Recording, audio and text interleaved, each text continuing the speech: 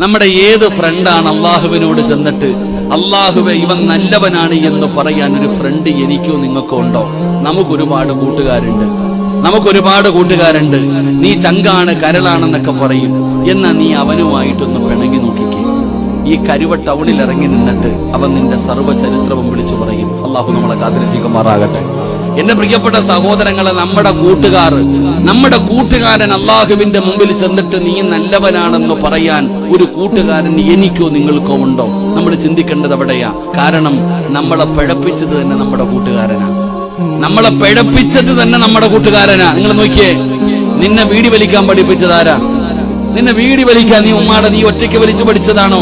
ചങ്ങാതി പറഞ്ഞു, കട കുറ്റി വീടി എടുത്ത് എന്നിട്ട് ഒന്ന് പുകച്ചു നോക്കട ചങ്ങാതി. ആ സ്കൂളിൽ പഠിക്കണ കാലത്ത് ഓനാ നിനക്ക് ആദ്യമാക്കിയിട്ട് വീടി വലിക്കാൻ പഠിപ്പിച്ച് സിനിമയ്ക്ക് കൊണ്ടുപോയതാരാ? കൂട്ടുകാരനല്ലേ.